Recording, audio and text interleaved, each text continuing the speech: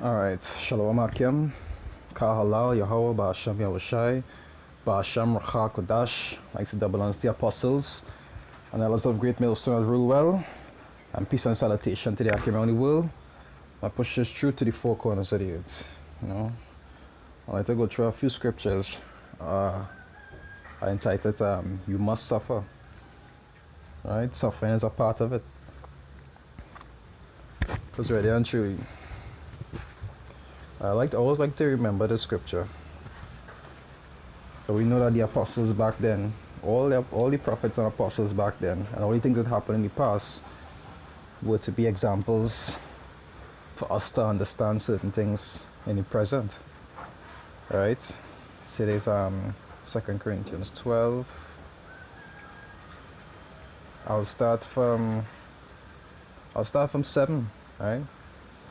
Say 2 Corinthians 12 verse 7 is say, unless I should be exalted above measure through the abundance of my revelations, because we know that the revelations that we have right now, sometimes it has caused men to get puffed up. You see it very often, and then men that has ended up being a stumbling block onto them, right? It say there was given me a thorn in my flesh, the messenger of Satan to buffet me, lest I should be exalted above measure.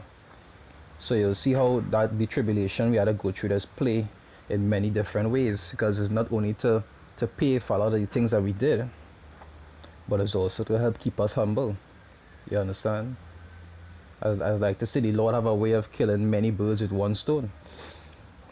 Right? So not even the apostles back then, the disciples, not even they did escape the things that you had to go through pertaining to tribulation and suffering. Contrary to what it is teaching in this world, that the Lord just about prosperity and so forth. The scriptures talk about there being a time for everything, and everything a season. You understand? Back then, in the time of Abraham and Job and all these guys, prosperity was a thing, because back then the kingdom was being established on earth. But we know that as the Messiah came and said, this is not our rest. So it's not about prosperity and living nice. It's talk about suffering through tribulation.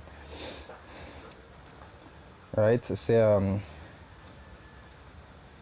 verse 8, it say for this thing I besought the Lord thrice, that it might depart from me. And we know in the truth, you'll have times you'll be going through a particular affliction, and you might pray to the Lord to help you to get through it, but sometimes he'll take it away from you, but sometimes you had to bear with it, just like how he had to bear with his thorn for the period of time, however long it was. Sometimes he had to bear with it. Alright, he said, and he said unto me, my grace is sufficient for thee, for my strength is made perfect in weakness. Say, most gladly therefore will I rather glory in my infirmities, that the power of Mashiach may rest upon me. Because we know this is also one of the systems where scriptures say, the Lord resisted the proud, but he giveth grace unto the humble. So the afflictions you're going through is also to keep you humble, to test your faith and to build your patience. And at the same time, we just, we had to suffer for all the wrong things that we do, because Israel was a very rebellious nation, and we still have a lot of things to answer for until the time be fulfilled. Right? It said, therefore I take pleasure in infirmities, in reproaches, in necessities, in persecution, in distress for Mashiach's sake. For when I am weak, then I am strong. So all these are examples to show you the kind of things that we have to go through. Because imagine they were on a higher level than us. They were taught by Adania himself, and they had to go through these things. You understand? Even Adania himself had to go through tribulation when he walked on earth, so we wouldn't escape it. We have to go through these things also. Alright, they say there's no, not Hosea, it's Micah. It's Micah 7 verse 9. Right, they say, I will bear the indignation of the Lord, because I have sinned against him. And we know that is the reason why we even in captivity right now, because we sin against the Lord. And we had to bear this indignation until the time that we have to leave this place. Right? To say, until he plead my cause and execute judgment for me. Because we know we can't be able to execute anything for ourselves or take ourselves out of the situation. We had to wait until he avenge us. Right? They say he will bring me forth to the light, and I shall behold his righteousness. And this is something we waiting very patiently for while going through this tribulation. Because scriptures talk about it, say, just paraphrasing, it says a glorious thing to see the fall of your enemies. And that's something we waiting patiently for. I think it's 14:22. Yeah, Acts 14 verse 22. It says, confirming the souls of the disciples and exhorting them to continue in the faith, and that we must, so you say we must, it's not an optional thing. Even though you'll see that some brothers will go through affliction more than others, and some afflictions will be different to others, all of us must go through this in some way, because that's how you'll be purified. That's that fire that the scriptures talk about, to be refined as gold. Right? They say, and that we must through much tribulation enter into the kingdom of power. So contrary to what these pastors teach about prosperity and about blessings and all these different things, but we know the prosperity thing is a whole breakdown by itself.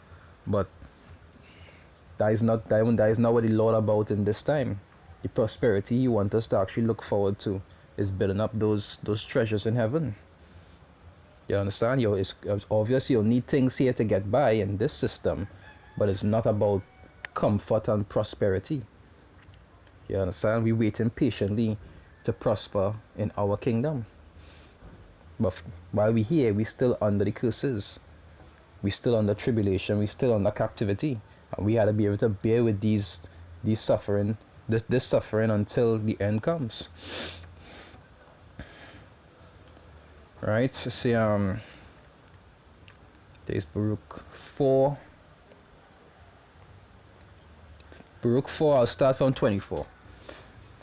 Right? It say, like as now, the neighbors of Zion have seen your captivity. Right? Because we still under captives to them. Some have us under captive, and some know that who we really are, and that we are under captives, and none of them ever tried to do anything to help us. So shall they see shortly your salvation from our power, which shall come upon you with great glory. And these are the things that we wait for. These are the promises, as we talk about in the scriptures. And brightness of the everlasting. It says, my children, suffer patiently the wrath that is come upon you from power. Because I was talking to a Jehovah's Witness the other day, and he didn't even believe that the Lord could do you the Lord will do you these things. A lot of them just believe that whenever you receive something good, it's from the Lord, and when you receive something bad, the Lord have nothing to do with it. But he controls all things. He was the one that actually gave us into slavery under these nations for the abominations that we committed. And we had to bear the suffering from the Lord. Right? It said, my children, suffer patiently the wrath that is come upon you from power. So it's from him. And we had to bear with it. Say, for thine enemy had persecuted thee, but shortly thou shalt see his destruction, and shalt tread upon his neck. Like how they talk about in Psalms. Say, happy is he that dasheth his baby into the stones, just paraphrasing. And it's something that we look forward to. But for now, we had to bear with the persecution. We had to bear with the tribulation. We had to bear with all these hardship. Because this part of we trial, and at the same time, this is how we being purified. And we also had to pay, for the wrong things that we did. Right? Like I say, many birds with one stone. Verse 26, it say, my delicate ones have gone rough ways, and were taken away as a flock caught of the enemy. Say, be of good comfort, O my children, and cry unto power. And that's something that we just do. We talk about that. Say, just paraphrasing, and say, in the land of their captivity they will call upon him. Right? It say, for ye shall be remembered of him that brought these things upon you. You know, just like a father chasteneth his son. These are the things that we had to go through as punishment for what we were supposed to do and didn't do. We had to be able to bear with our tribulation until the end. Right? So there's Revelations 2 verse 25. It say, but that which ye have already, hold fast till I come.